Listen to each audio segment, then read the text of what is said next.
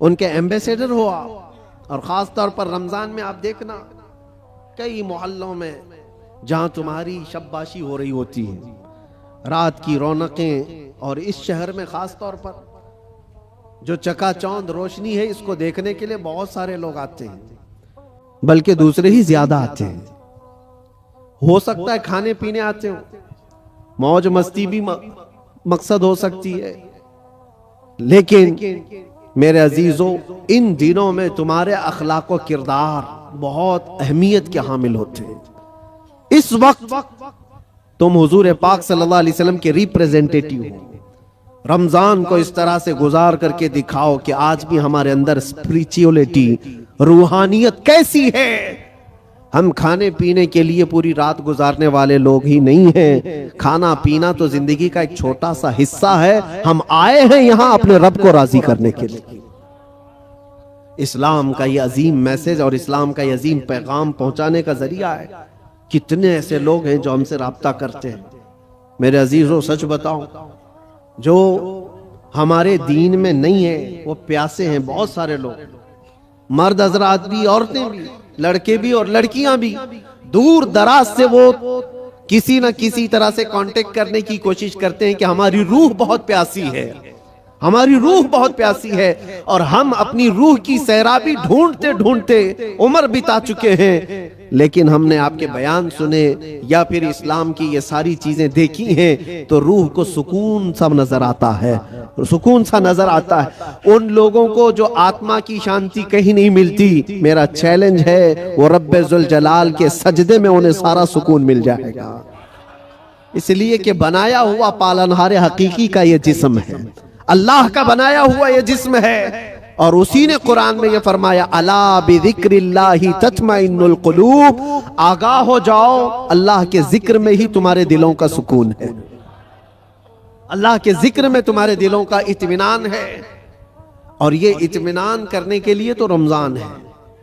आप देखना यहां से उसी आदमी का भागने का मन करता है मस्जिद से जिसका दिल काला हो चुका होता है, जिसका दिल पत्थर से सख्त हो गया हो।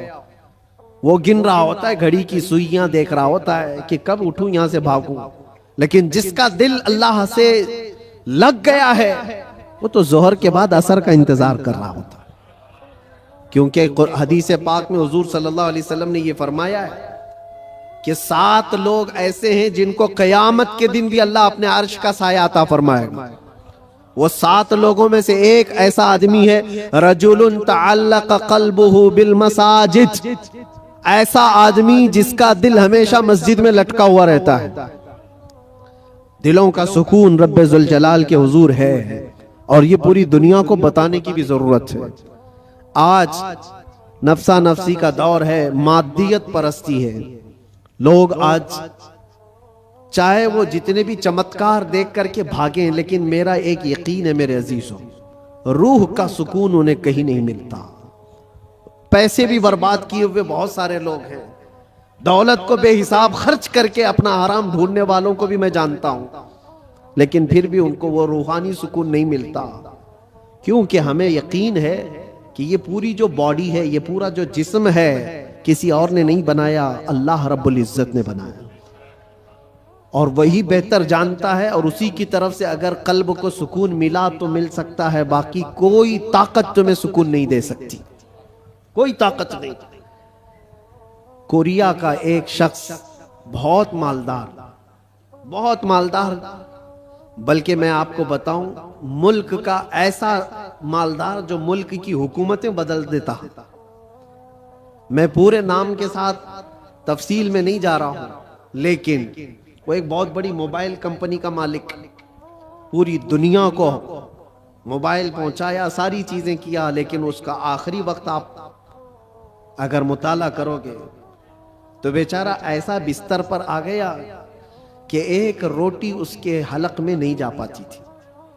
उसका बेटा उसकी जगह लिया, लेकिन डॉक्टर्स की जो फीस बताई जाती है ना, जो खर्चा होता है, वो एक एक डॉक्टर को पर डे वो लोग 1 करोड़ रुपए खर्च करने को तैयार थे कि कोई इसको बिस्तर से उठाए बिठाए, माल की कोई कमी नहीं।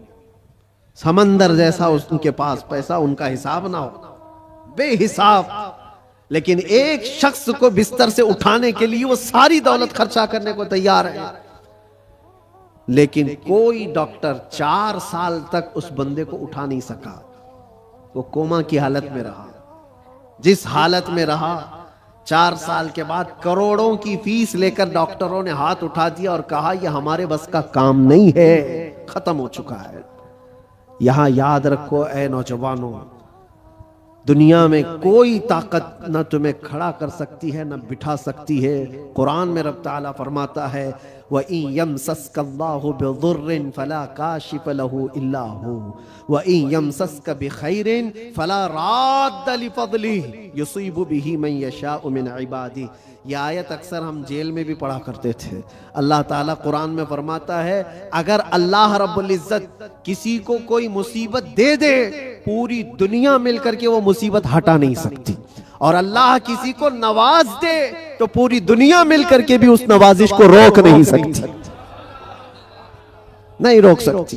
और ये सारा इत्मीनान कल्ब उसी बारगाह में मौजूद है, उसी रब्बुल आलमीन की बारगाह में मौजूद है। आज तुम्हें वापस बुलाने के लिए ये मस्जिदें पुकार रही हैं। खास तौर पर रमजान में माहौल वैसी बन जाता है। अल्लाह ताला बंदों से इतना प्यार करता है। देखें, तुम्हारी सहूलत के लिए चांद दिखते ही शैतानों को कैद कर लिया गया है कि कोई ना आए इन बंदों को बहकाने के लिए। सिर्फ शयातीन का ही नहीं, शयातीन का ही नहीं, हदीस पाक में मिलता है जो सरकश जिन्नात हैं उनको भी कैद किया जाता है। वो भी जबरदस्ती किसी पर चढ़ाई करके जो परेशान करते हैं। हिंदुस्तान में ज्यादा करते हैं लगता है,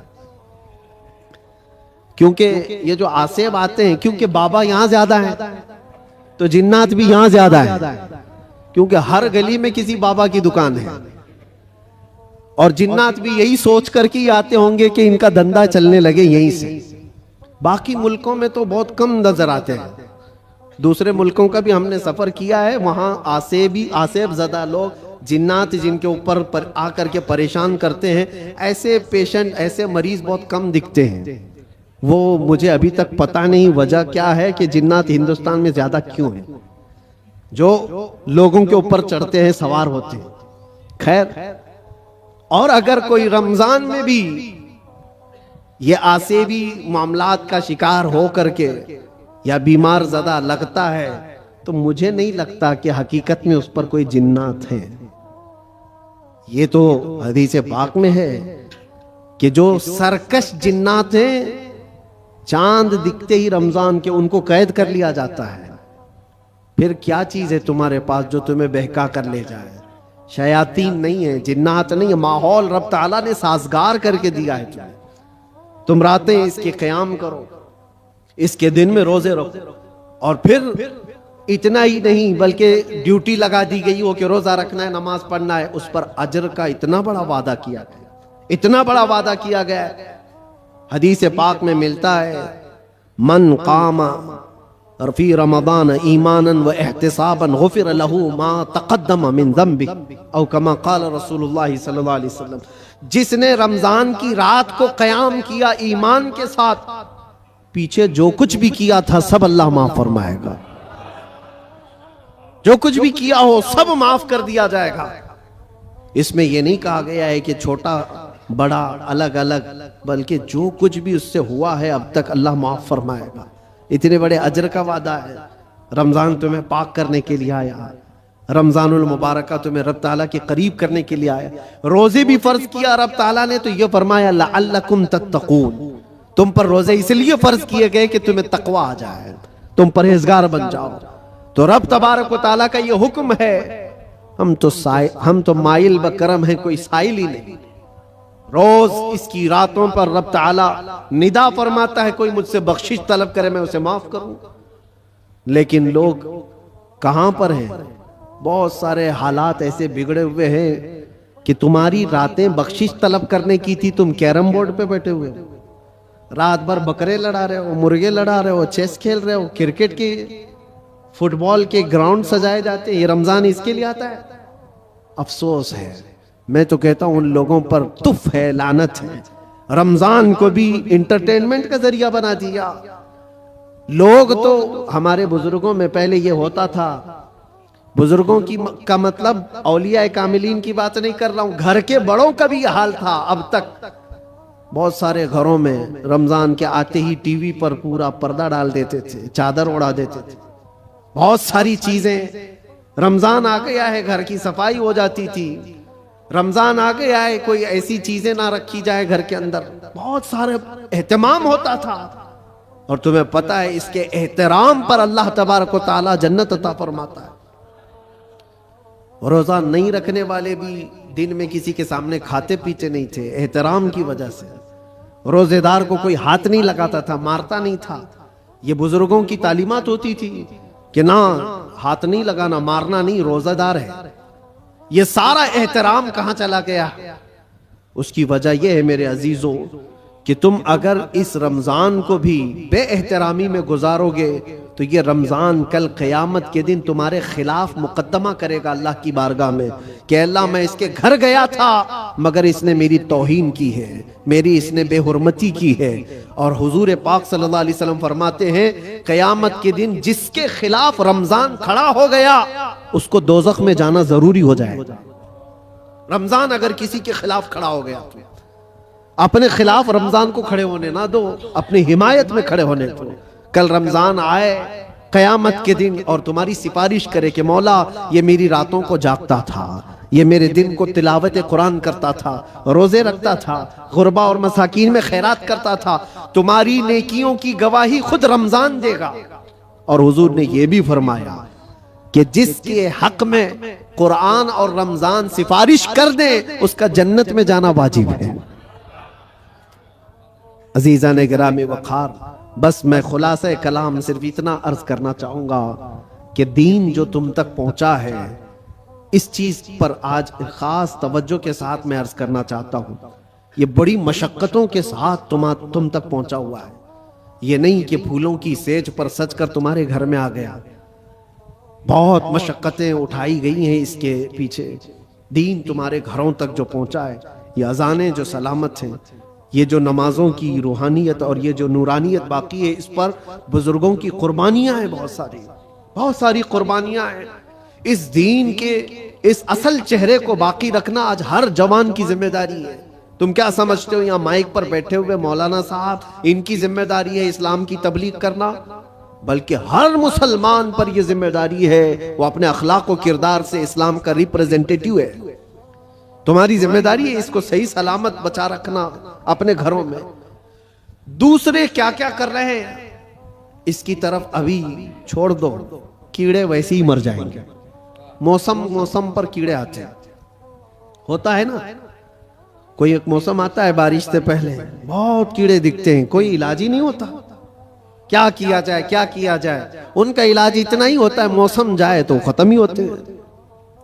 वैसे ही इस्लाम के मुतालिक, कुरान के मुतालिक, नबी पाक सल्लल्लाहु अलैहि वसल्लम की साथ के मुतालिक हर्जा सराई करने वाले, दुश्मनी पैदा करने वाले हर जमाने में आते हैं, लेकिन उनका एक खास मौसम होता है।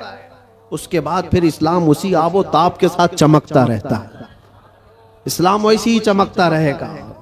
ना इसको चंगेज हिला पाया, ना इसको हलाकू हिला पाया, ना इसको बड़े बड़े ताकतवर हिला पाए। 50 लाख लोगों का जिसने कत्ल किया, चंगेज वगैरह जो तारीख आप देखें, 50 लाख से ज्यादा लोगों का कत्ल जिन्होंने किया, यही सोच करके किया था ना इस धरती से पूरा मिटा दिया जाए, सफ़े-ए-हस्ती से खत्म कर दिया जाए। हैरत की बात है जिस फौज ने बगदाद पर हमला किया था वही फौज दायरे इस्लाम में दाखिल हुई थी। जिसको इकबाल ने कहा था हरम को मिल गए पासबां सनम खाने से, हरम को मिल गए पासबां सनम खाने से। रब तबारक व तआला उन्हीं के दरमियान ईमान की हिदायत अता फरमा दी। ये होता रहेगा, ये इस्लाम का लहलहाता हुआ पौधा सलामत रहेगा। और लोग जिस तरह के आज हालात, जो इन्वायरमेंट क्रिएट किया गया है, इससे तुम्हारा इम्तिहान है। तुम घबरा करके अब तुम क्या चाहते हो? एक सवाल मैं करता हूं, इस्लाम में हो तो इस बात पर तुम्हें कभी गिल्टी फील होता है? कभी शर्म महसूस होती है? कभी शर्म महसूस होती है कि मैं मुसलमान हूं? नहीं शर्म आती है तो फिर टोपी क्यों छुपाते हो? अगर शर्म नहीं आती है तो फिर दाढ़ी क्यों निकाल फेंकते हो? क्यों? अगर तुम्हें इस्लाम पर कायम रहने में फख्र महसूस होता है तो खुल करके इस्लाम पर अमल करो, खुल करके। इस्लाम किसी जराइम पेशा लोगों का अड्डा नहीं है, पूरी दुनिया को अच्छे अखलाक सिखाने वाला एक मुकम्मल दीन है। पूरी दुनिया को अखलाक सिखाने वाला यह दीन है। तो मुझे शक क्यों है इस बात पर? बहुत सारे लोग अभी आए काए करते हुए न्यूट्रल बनते हैं। मैं देख रहा हूं जब कभी कोई सवाल आ जाए तो कुछ दानिश्वर बन करके बैठते हैं और फिर एक न्यूट्रल बातें, एक सेक्युलर बातें करते हुए वो ये महसूस कराने की कोशिश करते हैं कि हम ये नहीं समझते, इस्लाम में ये चीज नहीं है, वो चीज नहीं है, ये बुजुर्ग इस्लाम में नहीं, वो बुजुर्ग इस्लाम में नहीं। सिर्फ इसलिए वो कर रहे हैं कि दूसरों को कुछ खुश करें। उन बेवकूफों को मैं बताना चाहता हूं जो कुर्सियों पर बैठकर डिबेट करते हैं और सेकुलर बनने की कोशिश करते हैं। याद रखो, तुम अपनी नाक काट करके भी नीचे रखोगे तो वो कभी राजी नहीं होने वाले, कभी राजी नहीं होंगे। 10 लाख साल भी तुम पुकार करके उनकी जूतियां चाटते रहो, राजी नहीं होंगे। राजी करना है तो अल्लाह और उसके रसूल को राजी करो। हम जिसके लिए दुनिया में आए हैं, हम जिसके लिए दुनिया में आए हैं, हमें अल्लाह तबारक व तआला ने हुक्म क्या फरमाया? वमा उमिरू इल्ला लियअबुदुल्लाह मुखलिसीन लहुद्दीन। लोगों को यह हुक्म नहीं दिया गया मगर सिर्फ इतना कि इबादत करें तो सिर्फ अल्लाह की रजा के लिए, लोगों को दिखाने के लिए नहीं। वो कभी दुनिया राजी नहीं होगी यार, एक बात याद रखिए, कभी राजी नहीं होगी। तुम चाहे जिस तरह के भी बन जाओ, दुनिया तुमसे राजी नहीं होगी। हम बचपन में एक चीज पढ़ते थे, एक शोहर और बीवी गधा लेकर जा रहे थे। शोहर अपनी बीवी को बिठाया गधे पर और लेकर चल रहा था। बेचारा लेडीज फर्स्ट वाले फार्मूले पर अमल कर रहा था कि पहले औरतों को होना चाहिए, लेकिन मोहल्ला छोड़ने वाला थोड़ी ना है। कट्टे पे बैठे हुए सब कमेंट पास करने लगे, जोरू का गुलाम जा रहा है, बीवी का गुलाम जा रहा है। एक हकीकत चीज है। और ये सुन करके उसको बहुत बुरा लगा, उसकी औरत को उतार दिया, तू उतर जा, मैं बैठूंगा। वो बैठ गया, औरत उसका रस्सी पकड़ करके चलने लगी। आगे गया था, दूसरे मोहल्ले वालों ने पुकार कर कहा, जालिम आदमी औरत को चला रहा है, खुद बैठा हुआ है। उसके बाद उसने कहा कि रहने दो, दोनों बैठ जाते हैं। दोनों बैठ गए तो तीसरा एक मोहल्ला आया और कहा, कितने जालिम है, एक सवारी है, दो बैठे हुए हैं। वो बेचारा गधा झुका जा रहा है, उस पर रहम नहीं करते लोग। कहा कि दोनों उतर जाते, खाली लेके चलते हैं। चौथे मोहल्ले वालों ने कहा, पागल लोग हैं, सवारी है फिर भी चल के जा रहे हैं, करे तो क्या करे आदमी। एक बैठे तो लोगों को तकलीफ, दो बैठे तो लोगों को तकलीफ, ना बैठो तो तकलीफ। ये कोई एक लतीफा नहीं, दुनिया का मिजाज यही है। तुम टोपी पहनो तो तकलीफ, दाढ़ी रखो तो तकलीफ, सब निकाल कर नंगे फिरो तो भी तकलीफ। दुनिया कभी तुमसे राजी नहीं होती। हाँ, एक फार्मूला याद रखो, जैसे हो तैसे हो, फटे पुराने कपड़े ही क्यों ना हो, एक सजदा करो मौला राजी हो जाता है। एक सजदा करो मौला राजी हो जाता है। इसी को इकबाल ने कहा था, वो एक सजदा जिसे तू गिरा समझता है, 1000 सजदों से देता है आदमी को नजात। जगह जगह झुकने से तो बेहतर है, लोगों को राजी करने से तो बेहतर है कि मौला को राजी करो। इसलिए कि कुरान में क्या पढ़ा है आपने, इन्ना लिल्लाही व इन्ना इलैहि, जिसका तर्जुमा क्या होता है, हम अल्लाह के लिए हैं और अल्लाह ही की तरफ लौटने वाले। हर मरने वाले के देख करके पढ़ते हैं कि नहीं पढ़ते? इसका मतलब क्या है, हम अल्लाह ही के लिए हैं और अल्लाह ही की तरफ लौटने वाले। कुरान में कितनी जगह अल्लाह ने फरमाया, व इलैहि तुरजऊन व इलैहि नुशूर, तुम उसी की तरफ फेरे जाओगे, उसी की तरफ जमा किए जाओगे। जब तुम्हारा अकीदा ये है कि जाना एक ही जगह है, तो ऐरे गैरे नत्थु खेरे को मनाने की क्या जरूरत? जिसकी बारगाह में सारा फैसला होना है उसी को राजी करते हैं, और वो राजी बहुत जल्दी होता है। दुनिया जल्दी राजी नहीं होती। इनके साथ क्या क्या नहीं करते हैं। हमने देखा है, बेचारे 40-40 साल पार्टी में थे, उसके बाद फिर निकाल कर उनको फेंक दिया गया और उनको पता नहीं कौन सी मंडली में बिठा दिया। ये दुनिया है। तुम्हारी खिदमतों को नहीं देखती। एक दिन अगर तुमसे कोई बुराई हुई तो पिछले 40 सालों पर पानी डाल दिया जाता है। और वो रहमान है, वो रहमान है, जिसकी एक मिसाल मैं आपको बताऊं। मसनवी शरीफ में मौलाना रोम फरमाते हैं, जन्नतुल बकी में एक 80 साल का बूढ़ा रो रहा था। कौन था ये? बांसुरी बजाता था, लोगों को अपनी सुरीली आवाज से बजा बजा करके धुन में मस्त करता था। इस पर लोग उसको पैसे देते थे। जिंदगी पूरी गुजरी इसी में, ये बजाने में। और जब बांसुरी बजाता था तो बेहतरीन लय थी उसके पास, बेहतरीन तर्ज थी, और उस पर लोग वाह वाह करते थे, पैसे देते थे। लेकिन कब तक बजाएगा? जब बूढ़ा हुआ तो सांस फूलने लगी, अब वो लय टूट जाती थी, भद्दी लगने लगी। लोग तो सुनते भी नहीं थे, उल्टी सीधी बातें करते थे कि बूढ़ा हो गया, अभी ये बजाता है, इससे तो होता भी नहीं है। लेकिन बेचारे के पास उसके अलावा कोई फन था भी नहीं।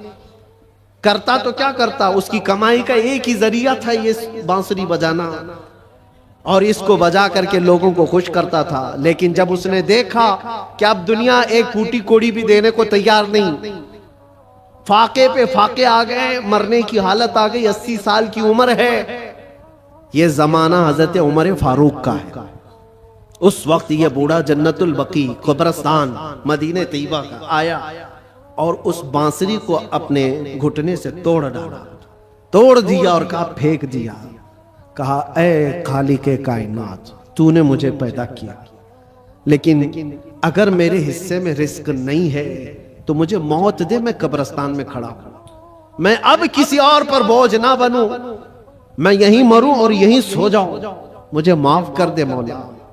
वो रोता रहा। जब हालात का मारा हुआ आदमी मौला की बारगाह में रोता है ना तो उसका दिल भर आता है। हालात का मारा हुआ जब रोता है तो उसके रोने की आवाजें आसमानों को चीर देती। तुम्हें अंदाजा नहीं, यूं ही रोने वाला अलग है, लेकिन हालात से मारा हुआ, दिल का टूटा हुआ जब रोता है तो उसकी आवाजें 7वें आसमान के ऊपर जाती हैं। रोया, बेइंतहा रोया और गिर करके वहीं सो गया। न खाना है न पानी है, कई दिनों का भूखा है। अल्लाह अकबर। ये जमाना है हजरत उमर फारूक रदी अल्लाह ताला अन्हु मस्जिद नबवी शरीफ में है, और वो पढ़ते पढ़ते हजरत उमर को ऊँग आई, और जैसे ही उनको ऊँग आई ख्वाब में रसूल पाक तशरीफ लाए। फरमाया, उमर जल्दी उठो, अपने घर से खाना पानी लो और जन्नतुल बकी में अल्लाह का एक मेहमान खड़ा है, उसे खिलाओ। हजरत उमर गए, कुछ नहीं देखा, कौन है क्या है पता नहीं है, कौन है मालूम नहीं। हुक्म हुआ, घर गया, घर गए और तोशादान लिया, जो खाने पीने की चीजें मैसर थी सब लेकर के फौरन जन्नतुल बकी आए। देखा कि कौन है यहाँ पर, इतनी रात गए, कौन बंदा होगा। तलाश करते करते दरमियान में पहुंचे तो एक बूढ़े को वहां पर गश खाए हुए पड़ा हुआ देखा, उसको उठाया। जैसे ही उठाया वो कांपने लगा। वक्त का बारौब खलीफा सामने खड़ा है, वो कैसर और किसरा जिससे कांपते हैं वो उमर फारूक खड़े हैं। बूढ़ा सोचने लगा कहीं कोड़े ना पड़ जाए, मेरी सजा का कोई वक्त तो नहीं आ गया है। उमर इब्न खत्ताब सामने खड़े, कपकपी तारी थी। पूछा, अमीरुल मोमिनीन क्या बात है? कहा, मुझे तो नहीं पता क्या बात है, लेकिन मुझे खाना देकर भेजा गया तुझे खिलाने के लिए, तुझे खिलाने के लिए। उठ, कई दिन से तू भूखा है, कई दिन से तू प्यासा है। वो रोने लगा और उसके बाद तोशादान लिया और फिर पूछा, किसने भेजा आपको खाना देकर? कौन कहा है? कहा, कौन कह सकता है? हम गरीबों का आका, हम बेसहारों का सहारा, वो यतीमों का मावा व मलजा, हाँ, जिसको हर उम्मती के दर्द का एहसास है, वो ख्वाब में तशरीफ लाए। अल्लाह के हुक्म से हुजूर पाक ने मुझे फरमाया है कि जा अपने घर से खाना ले जा, और अल्लाह का एक मेहमान कब्रिस्तान में खड़ा है, उसे खिला आ। इतनी बात सुननी थी, वो चीख मार करके गिरा और कहने लगा, 80 साल तक मैं नाफरमानी करता रहा, 80 साल तक बांसुरी बजाता रहा, दूर भागता रहा, आज एक दिन क्या उस रहमान को मैंने पुकारा, वो 80 साल की सारी चीजों को छोड़ दिया और मेरे पेट भरने के लिए वक्त के खलीफा को भेज दिया। उस रहमान का, उस अरहमुर राहिमीन का ये मजहर है मेरे अजीजों। आप क्या समझते हैं? दुनिया को मनाते रह जाओ, नहीं मानती, ये झूठी है, मक्कार है, अय्यार है, दगाबाज है। शहद दिखाए, जहर पिलाए, कातिल डाइन शोहर कुछ, इस मुर्दार पे क्या ललचाए, दुनिया देखी भाली है। सुना जंगल रात अंधेरी छाई, बदली काली है। सोने वालों जागते रहियो, चोरों की रखवाली है। आंख से काजल साफ चुरा ले, या वो चोर बला के हैं। तेरी गठरी ताकी है और तूने नींद निकाली है। वो तो निहायत सस्ता सौदा बेच रहे हैं जन्नत का, हम मुफलिस क्या मोल चुकाएं, अपना हाथ ही खाली है। अजीज़ाने गिरामी वक़ार, मैं सिर्फ इतनी बात कहना चाहता हूँ कि तुम्हारे पास जो दीन का खजाना है, जो इस्लाम पहुंचा है, और खास तौर पर सुन्नियों को मैं बार बार ये कहता हूँ कि तुम्हारे पास दुनिया की इतनी बड़ी दौलत है, इतनी बड़ी दौलत है जिसको आप कंपेयर नहीं कर सकते किसी और चीज से। उस दौलत का नाम है इश्क़ रसूल पाक। सुन्नियों के सीनों में ये मौजूद है। वो अपने नबी पाक सल्लल्लाहु अलैहि वसल्लम का नाम आता है तो अंगूठे चूम करके आंखों से लगा लेते हैं, बगैर किसी को बताए। नबी के नाम पर आज पूरी दुनिया भी, आपको पता है, नामों से रिसालत का कोई मसला आए और इस पर कोई आवाज उठे और कोई बेकाबू हो सकता है तो दुनिया को मालूम है वो सुन्नियों की जमात ही बेकाबू होती है। क्यों? इनको पता है, पूरी दुनिया जानती है कि अपने नबी पाक सल्लल्लाहु अलैहि वसल्लम के लिए जो जज्बा रखते हैं दिल के अंदर, वो ऐसा जज्बा है, जान है वो। हमारा जज्बा क्या है? जान है वो, और जान है तो हाँ, जान है हमारे लिए। और फिर हमारा मानना तो ये है, वो जो न थे तो, और वो जो न हो तो, हमारी जिंदगी में हुजूर ना हो तो कुछ नहीं। हमारी पूरी हयात, हमारी पूरी लाइफ, ये जो खजाना तुम्हारे पास है, ये बहुत कीमती है, बहुत कीमती है। इसी को आला हजरत ने कहा है, आंख से काजल साफ चुरा लेंगे। आंख से काजल चुराया जाता है क्या?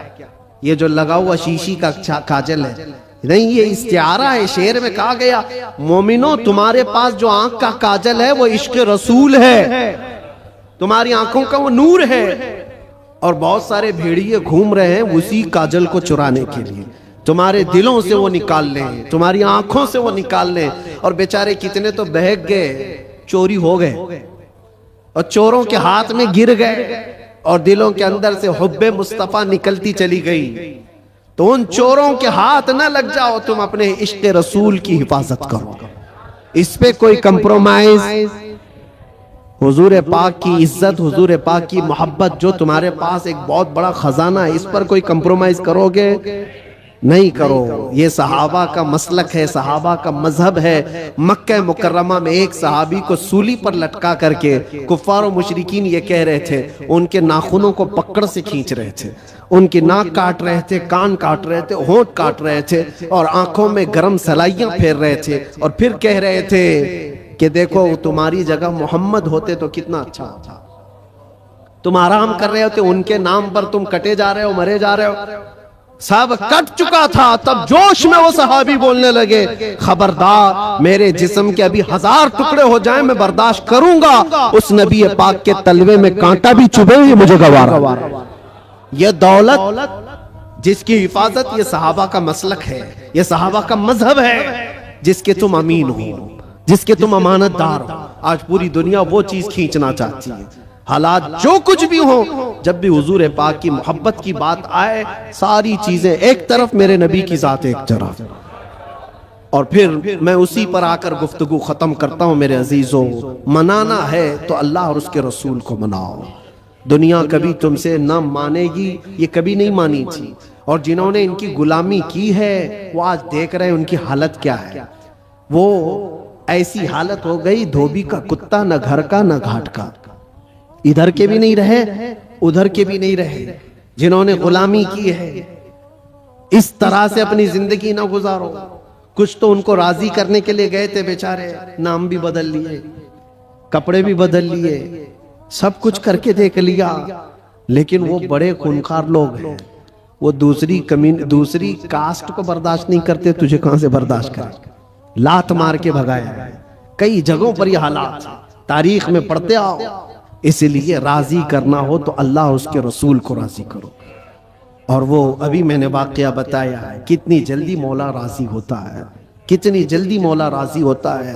यहाँ तक कि एक हदीस और सुन लो, हुजूर पाक सल्लल्लाहु अलैहि वसल्लम महवे ख्वाब थे, आंखें बंद थी और उसके बाद अचानक मुस्कुराने लगे और इतनी जोर से कि आपके दंदाने मुबारक नजर आए। सहाबा ने पूछा, या रसूल अल्लाह सल्लल्लाहु अलैहि वसल्लम क्या बात है? तो हुजूर ने फरमाया, अल्लाह करीम एक मिसाल में मुझे बयान फरमा रहा है। क्या चीज है? हुजूर फरमाते, मैं तुमसे पूछता हूं, सहरा में कोई आदमी अपनी ऊंटनी लेकर साजो सामान के साथ जा रहा हो, सहरा डेजर्ट में, और डेजर्ट का हाल ऐसा होता है कोई रास्ता ही नहीं मिलता, अगर भटक गया तो मौत भी हो जाती है, जिसको मौजे सुराब कहते हैं। हर तरफ चमकता हुआ पानी दिखता है और जहां जाता है वो रेत होती है, बालू होती है, और इसी भटकने के आलम में उसकी मौत भी हो जाती है। बहुत सारे सहरा की मौत अरब वाले जानते हैं। हुजूर पाक सल्लल्लाहु अलैहि वसल्लम साहबा से पूछते हैं, अगर कोई बंदा सहरा का सफर कर रहा है, साथ में खाना पानी और ऊंटनी साथ में सफर के सवारी है, लेकिन बीच रास्ते में एक जगह पहुंचा जहां उसे नींद आई और सो गया, उसकी ऊंटनी भी गायब और उसका साजो सामान भी खत्म। जब उठा तो परेशान। अब ये अरब के लोग बेहतर जानते हैं, सहरा में किसी के खाना पानी खत्म हो जाए, सवारी चली जाए तो उसका क्या हाल। वो बंदा जब नींद से उठा तो हर जगह ढूंढा, उसकी ऊंटनी कहीं नहीं मिली, उसका खाना पानी कहीं नहीं मिला, हर जगह से ढूंढ ढूंढ कर थक गया, मौत के करीब था, मौत के करीब था। फिर अचानक उसको नींद लगी। एक दिन गुजरा कि 2 दिन, जो भी है, मौत के करीब था, नींद आ गई। थोड़ी देर के बाद आंख खुली तो उसकी ऊंटनी भी सामने है, खाना भी सामने। अब सुनो, ये मिसाल है। हुजूर पाक सल्लल्लाहु अलैहि वसल्लम फरमाते साहबा से, ऐ मेरे साहबा बताओ, उस सहरा में चलने वाले मुसाफिर को कितनी खुशी होगी अपना खोया हुआ ऊंट मिल जाए, अपना खोया हुआ खाना मिल जाए, उसकी जान में जान आए, कितनी खुशी होगी। साहबा कहते हैं, या रसूल अल्लाह, उसकी जिंदगी की सबसे बड़ी खुशी है वो कि मौत के मुंह में जा चुका था, लेकिन वापस उसका खोया हुआ ऊंट भी मिला, खाना भी मिला, उसकी खुशी को तो कोई नहीं पहुंच सकता।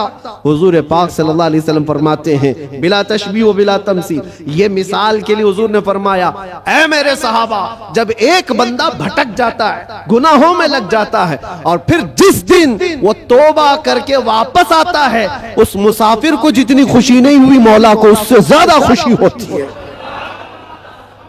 मेरा भटका हुआ बंदा मेरे पास वापस आ गया है, मेरा भटका हुआ बंदा मेरे पास वापस आ गया। रब तबारक व तआला खुशी का इजहार फरमाता है। इसलिए नौजवानों, रब तबारक व तआला की रहमत तो तुम्हें थामने के लिए हमा वक्त है, हमा वक्त तैयार है, लेकिन आप इससे दौड़े दौड़े भाग करके इन रातों को अगर कैरम में, मुर्गे लड़ाने में, बकरे लड़ाने में और दुनिया भर के एंटरटेन में गुजारते हो, तो ये कितनी बड़ी बदनसीबी है। उस रब तबारक व तआला के हुजूर हाजिर होकर के अपनी बख्शिश तलब करो। बस इसी के साथ मैं खात्मा करता हूं अपनी गुफ्तगू का। और एक बात, इस्लाम और दीन जो तुम्हारे घरों में, इसकी हिफाजत तुम्हारे कंधों पर है। हर घर में जिम्मेदारी है, अपने बच्चों को यह सिखा करके जाओ, दीन हमारे घर में जो आया है वो इंटरनेट से नहीं आया है, ये बुजुर्गाने दीन का फैज और करम है जो हम तक ये दीन पहुंचा है। उनके तौर तरीकों को जिंदा रखो। ये जो हमारी मस्जिदों में गाहे बगाहे ये प्रोग्राम है, रात के रमजानुल मुबारका की ता कराते हैं, शबे मिलाद, जो भी है, ये दीन का चेहरा बाकी रखने की कोशिश की गई है, इसको जिंदा रखना हमेशा। इसलिए कि इंटरनेट पर भी बहुत सारे चोर आए हुए हैं, नए नए चीजें ला करके तुम्हारे ईमान को लेना चाहते हैं, आंख से काजल साफ चुरा लेंगे। और ऐसे बहुत आए, हदीस नंबर ये, हदीस नंबर ये, हदीस नंबर ये, आयत नंबर ये, आयत नंबर ये, आयत नंबर ये। सामने नौजवान को ऐसा लगता है क्या रेफरेंस देता है, कितना दिमाग है इसका। उससे ज्यादा दिमाग तो वो मेडिकल स्टोर पे खड़ा हुआ बंदा है, जिसको हर दवाई पता है कहाँ रहती है, चिट्ठी देखा सीधे जाके लाके देती, उसका काम है, वो उसमें माहिर है। इस तरह से अगर किसी को सिर्फ और सिर्फ ये देख रहे हो कि सिर्फ रेफरेंस देता है, नंबर बोलता है, तो इसका मतलब ये नहीं है कि वो पूरे दीन का रिप्रेजेंटेटिव है। जरूरी नहीं, तुम तक जो दीन पहुंचा है, मैं यार ये देखना कि अगर गौसो ख्वाजा की मोहब्बत सलामत है, अगर सहाबा व ताबईन की मोहब्बत सलामत है, तो ये दीन का सही रास्ता है। इसलिए कि रब तबारक व तआला ने भी यही फरमाया है, दुआ यही करो उस रास्ते पर अल्लाह हमें चला जिस पर चलने वालों पर तूने इनाम नाजिल फरमाया। इनाम किस पर नाजिल हुआ है? सिद्दीक अकबर पर हुआ है, फारूक आजम पर हुआ है, उस्मान गनी पर हुआ है, हैदर कर्रार पर हुआ है। हसनैन के रास्ते पर चलने वाले पर इनाम नाजिल हुआ है। वो सहाबा, ताबईन, औलिया कामिलीन के रास्ते पर चलने वालों पर इनाम नाजिल हुआ है। उसी रास्ते का नाम गौस का रास्ता है, उसी रास्ते का नाम गरीब नवाज का रास्ता है, उसी रास्ते का नाम मसलक आला हजरत है। इससे इधर उधर आए बाएं ना करना। अल्लाह सलामत रखे दीन पाक को और इश्क रसूल को अपने घर में महफूज रखना है तो इस रास्ते की हिफाजत करो, इस रास्ते की हिफाजत करो, इस चेहरे की हिफाजत करो। अल्लाह करीम कहने सुनने से ज्यादा हमें अमल की